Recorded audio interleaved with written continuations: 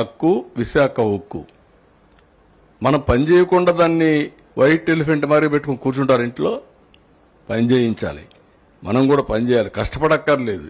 దాన్ని సిస్టమేటిక్గా రన్ చేసి ప్రొఫెషనల్గా రన్ చేస్తే అది వైబుల్ అవుతుంది ఆటోమేటిక్గా.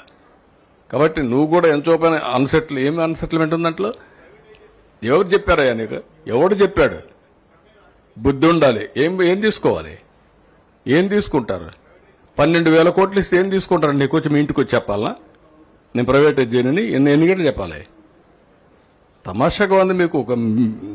నేను కూడా చూస్తున్నాను కొంతమందిని కావాలని ఏదో కలబెడతానే ఉండాలని కలబెడతా ఉంటారు. వాళ్ళకి ఏం పని లేదు. మొన్న ఇదే మరి నాకు అక్కడ ఒకటి జరిగింది. ఏ ఇండస్ట్రీ రానివ్వకుండా చేస్తే కెమికల్ ఫ్యాక్టరీలో పీడీ కింద పెట్టినాక అన్ని సెట్ అయిపోయినాయి. ఎత్తిపోయి లోపలేస్తే ఇంక డిస్టర్బెన్సీ లేదు, అన్ని ఇండస్ట్రీస్ బాగున్నాయి, రాష్ట్రం కూడా బాగుంది. మీరు కూడా ఇవన్నీ గుర్తుపెట్టుకోవాలి.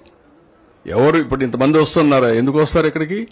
ఈ రాష్ట్రంలో పెట్టుబడులు పెడితే వాళ్ళ డబ్బులు తిరిగి వస్తాయి, వాళ్ళ బిజినెస్ బాగా జరుగుతుంది. రేపటి నుంచి నేను పని చేయను, నాకు డబ్బులు ఇమ్మని అడిగితే ఎవరు చేస్తారా? ఈ రాష్ట్రం కాబట్టి ఇంకొక రాష్ట్రానికి పోతారు. కొంచెం మీరు కూడా కల్చర్ ఒకటి ఇంపార్టెంట్ గుర్తుపెట్టుకోవాలి అందరం. విశాఖపట్నానికి ఎందుకు వస్తున్నారంటే గుడ్ పీపుల్ కాబట్టి ఇక్కడ ఎక్కువ వస్తున్నారు. ఒక ఊర్లో ఒక రౌడీ ఉంటే ఆ ఊరికి బోరు.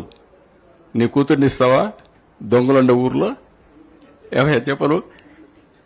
దట్ ఈజ్ వేర్ మనం కూడా గుర్తుపెట్టుకోవాలి. నేను అందుకే ఇంక మోటివేషన్ కూడా గట్టిగా చేయాల్సి వస్తుంది. ఐ హావ్ సీన్ 45 ఏళ్ళు రాజకీయం చూశాను.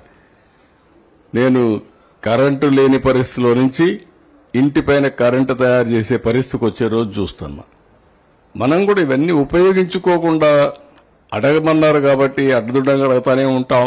అది ఇది అనేది వదిలేయాలి. మీరు కూడా ప్రాక్టికల్గా అడగాలి. అందరం కూడా జాగ్రత్తగా. మనం ఇంత సక్సెస్ అయిన తర్వాత అక్కడ ఎవరో ఒకరు ఎవరు చెప్పారు, ఎవరు చెప్పలేదు. చెప్పకపోతే దాన్ని ఒక ఇష్యూ చేయాలని ఒక సీడ్ ఒకటి వేస్తావు. ఆ సీడ్ వేసేది మానేయాలి. ఫ్రీ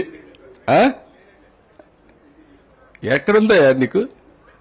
12,000 కోట్లు పెడితే కనీసం నీకు కూడా, నువ్వు చదువుకున్నాడువే కదా, నీకు మామూలు వాళ్ళకి గుర్తే ఇదేంటి?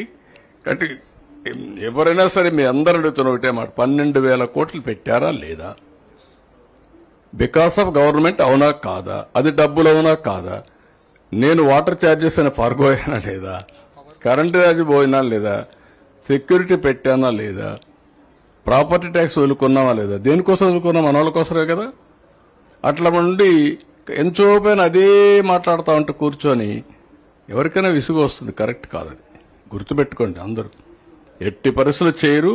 కానీ ఆ ఇండస్ట్రీ రన్ చేసేది మాత్రం ప్రొఫెషనల్గా చేయాలి. నేను కూడా 3 నెలలకు ఒకసారి రిపోర్ట్ తెప్పించుకుంటున్నా. ఎట్టి పరిస్థితుల్లో లాస్లో రన్ కావడానికి వీలు లేదు.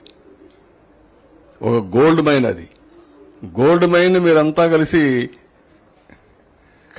ఇది చేస్తున్నారు.